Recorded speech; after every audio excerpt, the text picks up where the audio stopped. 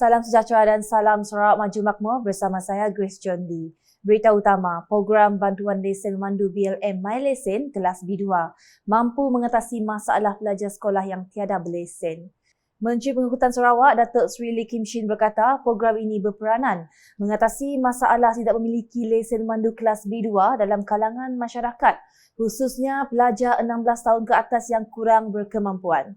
Tambahnya, program perintis selama 6 bulan ini disasarkan khas kepada pelajar 16 tahun ke atas yang menggunakan motosikal ke sekolah tanpa berlesen di sekolah-sekolah di bahagian Miri, khususnya di kawasan Konstitusi Senadin yang lebih kerap menghadapi masalah ini. Jadi saya berharaplah dengan adanya program ini kita boleh menyelesaikan sebahagian daripada masalah ini, iaitu semua pelajar-pelajar yang menggunakan motosikal ke sekolah, mereka mesti ada lesen, mereka mesti mengikuti kursus, dan mereka semua faham peraturan lalu lintas, supaya kita boleh mengurangkan kemalangan di jalan raya kita. Mereka yang tak ada lesen ini, jadi mereka tak tahu peraturan lalu lintas. Itulah satu bahaya. Jadi saya nampak sebab itu satu masalah yang perlu diperhatikan dengan secepat mungkin. Beliau kata demikian ketika berucap dalam program BLM MyLesen kelas B2 anjuran Jabatan Pengangkutan Jalan JPJ Cawangan Miri pada Khamis. Dalam pada itu, program ini juga bagi membolehkan orang awam, khususnya golongan B40 mendapatkan lesen mandu kelas B2 pada kadar lebih rendah berbanding harga pasaran. Hal ini katanya meningkatkan daya upaya sosioekonomi golongan B40 dan luar bandar dan memberi kesedaran kepada masyarakat agar lebih mengutamakan keselamatan jalan raya.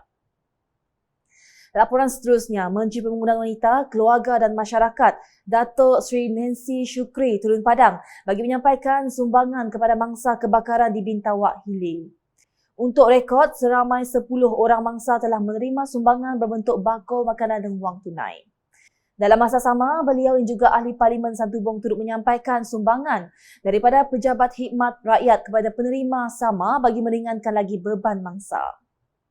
Berikut pula, Jabatan Kerja Raya JKR bahagian Betong telah mengadakan lawatan ke tapak projek program Transformasi Luar Bandar RTP 2024 bagi kawasan Dewan Undangan Negeri Dun, Bukit Saban pada Selasa.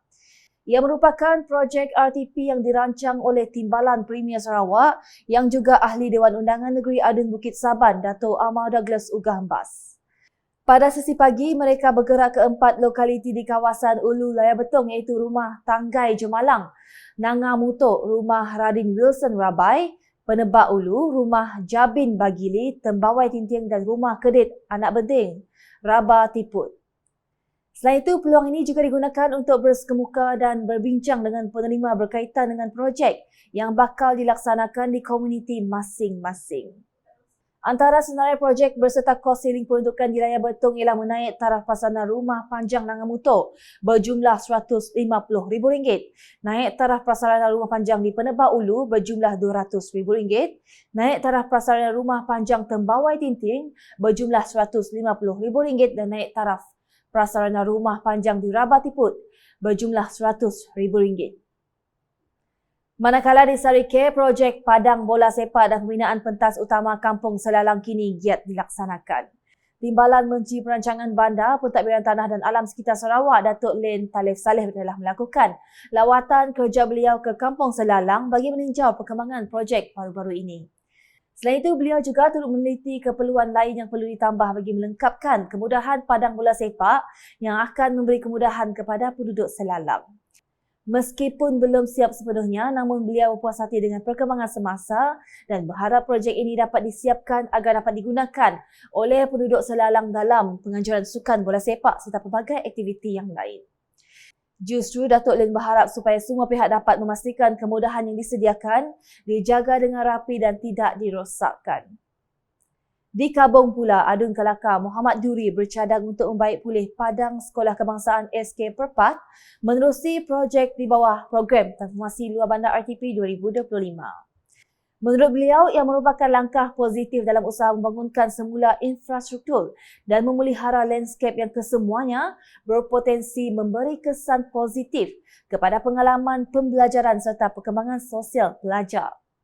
Beliau berkata demikian semasa merasmikan Pesta Sukan Tahunan SK Perpat di Kabong baru-baru ini. Dalam ucapan sama, Muhammad Duri turut memaklumkan bahawa Jalan Paloh Perpat sejauh 14 km akan ditender tidak lama lagi selain mengumumkan pemberian RM20,000 kepada Persatuan Ibu Bapa dan Guru PIBG SK Perpat. Sekian edisi Tengah Hari bersama saya Grace Chun Lee. Berita lebih lanjut boleh dapati di semua platform media sosial UKAS termasuk portal ukas.sarawak.gov.my dan UKAS channel di YouTube.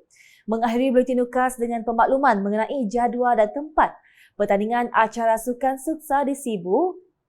#Saluran Informasi Rakyat. Salam UKAS.